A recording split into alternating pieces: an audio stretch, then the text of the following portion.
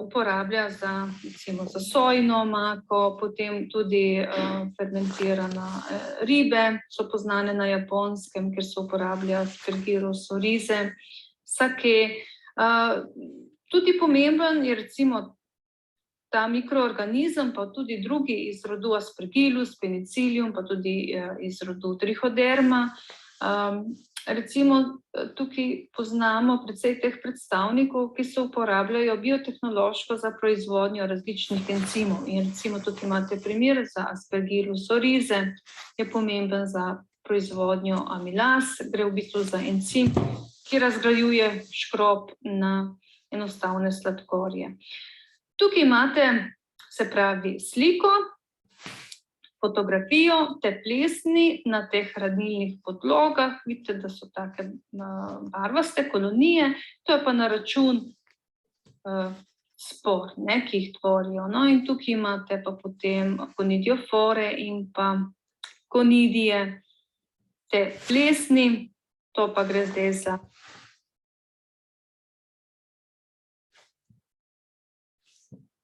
No, jaz se bom osredotočila na kvasovke.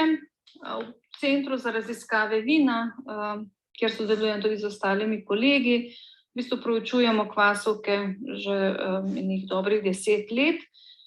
Najprej smo začeli s proučevanjem vinskih kvasovk, zadnja leta pa na povabilo norveških partnerjev Inštituta Nibio, pa tudi smo začeli proučevati kvasovke, ki so pomembne za proizvodnjo jabolčnega vina, tako imenovanega sajderja.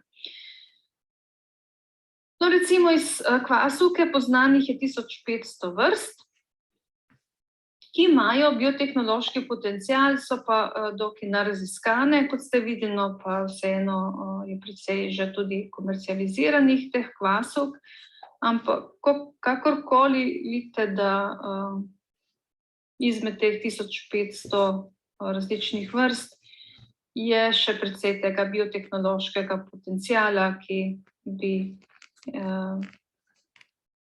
je še dokaj neraziskan. No, po drugi strani pa Saccharomyces cerevisiae, ki je dokaj raziskana kvasovka in tudi komercialno dostopna, kot smo že prej omenili, v pekovski industriji, potem tudi za proizvodnjo alkoholnih pijač. Je pa dokaj nepoznana ekologija kvasovk iz tega rodu. Če tukaj pogledamo eno tako preprosto filogenetsko drevo, vrst iz rodu Saccharomyces, vidimo, da se te vrste pojavljajo v naravi, lahko so na drevesih, insektih in tako naprej. Pojavljajo se pa tudi nekatere v teh fermentacijah. In recimo tukaj vidite Saccharomyces cerevisiae, ki je v bistvu udomačena vrsta, ki se jo uporablja v industriji že vrsto let. No, kakšna pa lahko ta vloga kvasovk v naravi? Kvasovke, ki so sposobne fermentacije, imajo tudi ekološko prednost, ker lahko naseljujejo okolja, kot je recimo sadje, ki ima visoko vsebnost sladkorjev. No, in recimo, ko se kvasovke naselijo na enem sadežu, kot lahko je to jabolko ali pa grozdne jagode, in tukaj se kvasovke namnožijo, potem sladkorje pretvorijo v etanol, lahko tudi tvorijo ocetno kislino. In to so metaboliti, ki v bistvu zavirajo rast drugim mikroorganizmom. Tako da imajo kvasovke v bistvu neko ekološko prednost pred drugimi mikroorganizmi zaradi te adaptacije. No, in tukaj vidite, recimo, kvasovke lahko zavirajo rast drugim bakterijam, ker pač sproščajo etanol, ocetno kislino v okolje in s tem zavirajo rast drugih mikroorganizmov. Tudi lahko tvorijo različne aromatične spojine, ki zavirajo druge plesni. Po drugi strani pa lahko te aromatične spojine, ki jih tvorijo, so pa tudi atraktanti, naprimer za razne insekte, ki jih potem lahko tudi prenašajo v naravi. No, pa tudi nekateri produkti metabolizma kvasov lahko tudi spodbudijo razmnoževanje ali pa recimo filamentozno rast pri drugih bakterijah, na primer.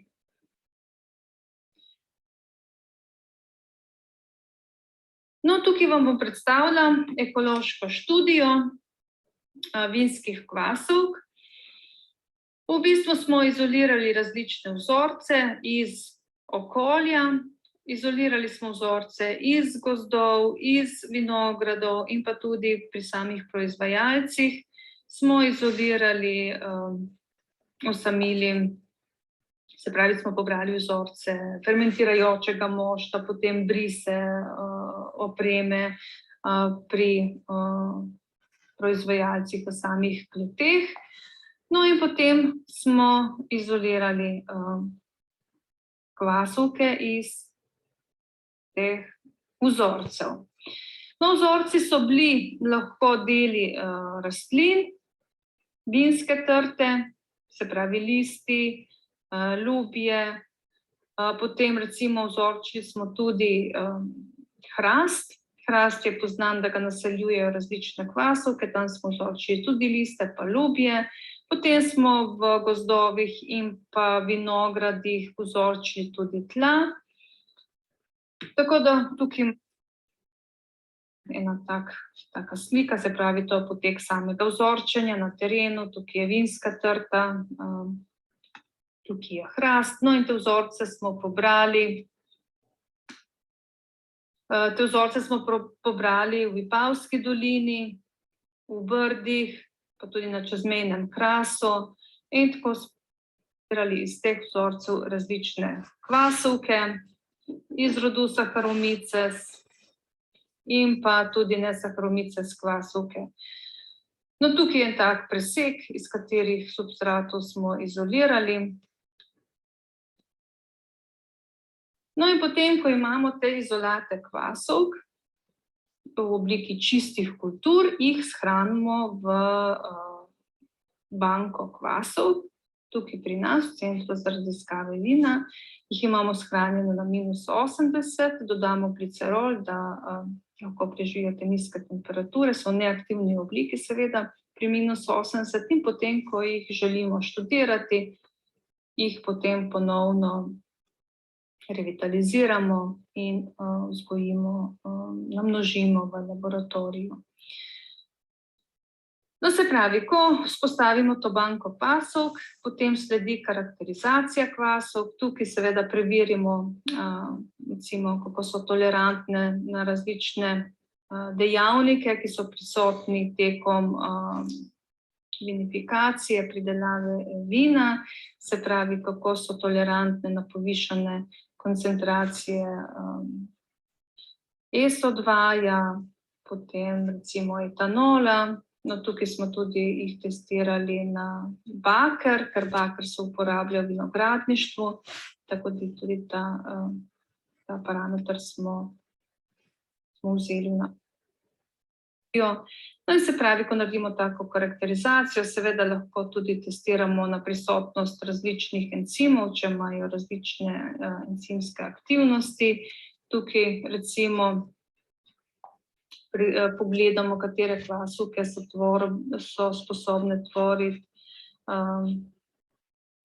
H2S, to je namreč, se pravi, H2S je nezaželen, ker daje vonj po gnilih jajcih, in Saccharomyces cerevisiae so kar znane kvasovke, da tvorijo to spojino, ki je nezaželena, tako da običajno se izogibamo takih kvasovk. No, in tukaj je primer takega screeninga, se pravi, te temnorjave so producentke H2S-a, čim bolj svetle so, pa pač ne tvorijo H2S-a. Potem lahko še preverimo prisotnost drugih encimov, recimo tukaj je en tak primer, ko se gleda prisotnost glukanas, ki so tudi pomembne za tvorbo aromatičnih spojin ali pa sproščanje aromatičnih spojin pri pridelavi vina. No in recimo, ko naredimo karakterizacijo kvasov, preverimo te različne lastnosti, ki jih imajo kvasovke, potem naredimo selekcijo kvasovk in s tem naborom kvasov, potem nadalje in izvajamo mikrovinifikacije. Tukaj imate primer mikrovinifikacije malvazije. Potem tukaj imamo recimo primer mikrovinifikacije modrega pinoja. Tukaj smo proučevali, ali lahko z izborom kvasovk izboljšamo barvo vina. Tukaj imate primer, se pravi selekcijo kvasovk za proizvodnjo vina Sauvignon, in sicer tukaj želimo, da kvasovke recimo imajo prisotne liaze, to so encimi, ki v bistvu sproščajo prekurzorje, tiolne prekurzorje, ki so prisotni v grozdju in nadalje potem tudi v grozdnem soku. Se pravi, kvasovke imajo te encime in potem iz teh nehlapnih tiolnih prekurzorjev jih sprostijo in dobimo tiole, ki jih lahko vonjamo, so hlapni. No in tukaj smo naredili najprej izbor na takih manjših volumnih, 20 ml, imamo soka in potem testiramo različne kvasovke. Tukaj imamo tudi posebne cevke, gre za pasti, kjer se ulovi H2S, ta nezaželeni vonj. In tako, če je črno, potem lahko tudi na skali odčitamo, koliko H2S-a je kvasovka proizvedla tekom fermentacije. No, pri takih malih fermentacijah tudi preverimo, do kje so sposobne pretvoriti glukozo in fruktozo do etanola, se pravi, Saccharomyces cerevisiae so sposobne skoraj v celoti. Medtem ko nesaccharomyces kvasovke, pa žal gre za kvasovke, ki nimajo take fermentativne sposobnosti, tako da lahko pretvorijo in dobimo nekje etanola 5%, odvisno od kvasovke, tako da to v bistvu preverimo prej. Merimo, se pravi, sladkorje, etanol, pa tudi recimo, če tvorijo ocetno kislino, ki je tudi nezaželeno v vinarstvu.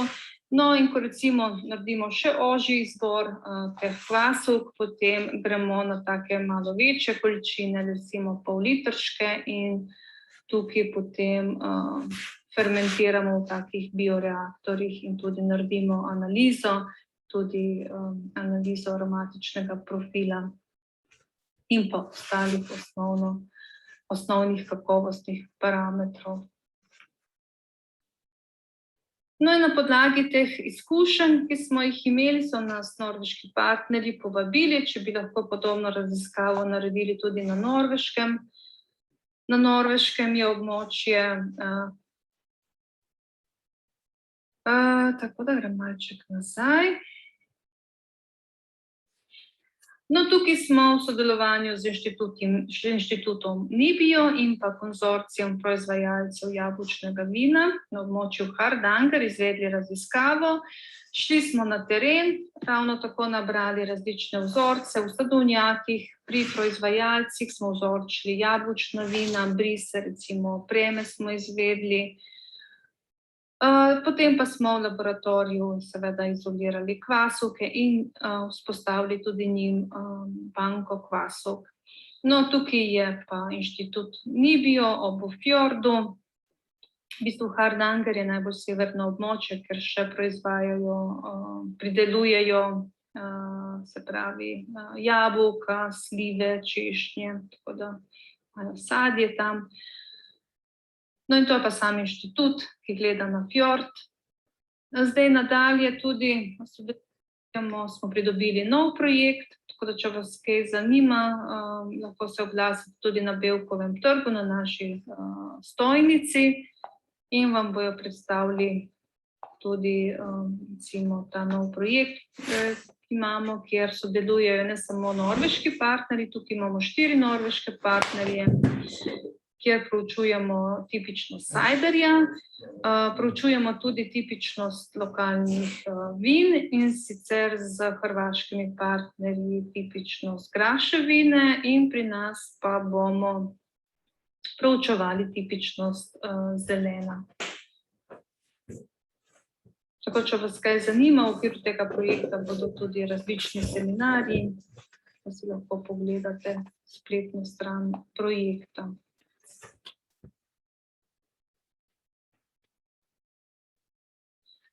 No, tukaj so lokacije teh vzorčnih lokacij, imate na zemljevidu. No, iz teh vzorčnih lokacij smo nabrali različne vzorce in potem v bistvu dodamo tako gojišče selektivno, kjer so povišane vsebnosti sladkorjev, etanola, ker je naš namen, da bi izolirali kvasovke, ki imajo fermentativno sposobnost. Počakamo par dni, da se namnožijo kvasovke v taki in potem izoliramo, nanesemo na Petrijevo ploščo s to hranilno podlogo in potem po določenem času pridejo vidne kolonije. Recimo tukaj vidite, da so dve različni vrsti, v bistvu uporabimo diferencialno gojišče, kjer lahko ločujemo med sabo različne vrste po videzu teh kolonij. Zdaj kolonija v bistvu nastane, ker je ena celica, ker je ena kvasovka, se namnoži, pride milijone kvasovk in potem mi jih lahko vidimo tako v obliki te vidne kolonije.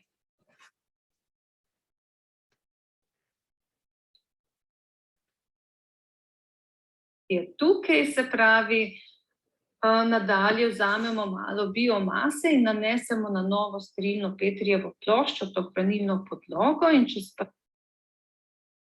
dobimo čisto kulturo, kot jo vidite tukaj. V bistvu uporabljamo pa tudi tako tehniko, reče se taka cepitvena tehnika, kjer v bistvu rečemo in na koncu dobimo take posamezne kolonije, da so res osamljene, da tudi preverimo, je res čista kultura. In potem tukaj na tej strani imate pa različne vrste kvasovk, ki so različne po videzu. Tako, tukaj je potem še en tak razrez kvasovke, ki se pojavljajo v sadovnjakih, so večinoma nesaharomicas kvasovke, medtem ko so pa recimo pri proizvajalcih v jabolčnem vinu, pa tudi sam bris opreme, se pojavlja ta rod Saccharomyces in pretežno Saccharomyces ovarum, ki je taka kvasovka, ki kar dobro fermentira pri nizkih temperaturah. In potem ravno tako, tukaj imate samo shemo, prikaz te mikrofermentacije, tudi se pravi, ko smo enkrat vzpostavili banko kvasovk, jih nadalje zdaj študiramo, tako da tukaj imate primer, tak izbor kvasovk, ki ga naredimo, potem jih nagojimo in pa se pravi izvedemo te laboratorijske mikrofermentacije in potem spet ovrednotimo kemijsko in pa tudi senzorično, ali so te kvasovke primerne za proizvodnjo jabolčnega vina. Tako, tukaj pa samo še, se pravi, primer, koliko alkohola je bilo po tej testni mikrofermentaciji. Mislim, da je bilo en mesec, se pravi, na podlagi tega po ostalih testov, potem smo izbrali manjši nabor kvasovk, kjer smo pa v bistvu jih potem kot mešane kulture dodajali v jabolčni sok. Ker če pogledamo spontane fermentacije, ker se ne dodaja komercialnih kvasovk, gre v bistvu za večje število vrst kvasov, ki potem pridonesejo k samemu jabolčnemu vinu, tako da tudi ta princip se uporablja tako za proizvodnjo jabolčnega vina, pa tudi vina zdaj, da se recimo kombinira več različnih teh starterskih kultur, da se potem tudi poveča kompleksnost samega produkta. Tako, to je vse z moje strani. Upam, da vam bo predavanje zanimivo in seveda, če vas zanima še kaj več, se lahko tudi obrnete na nas. Hvala.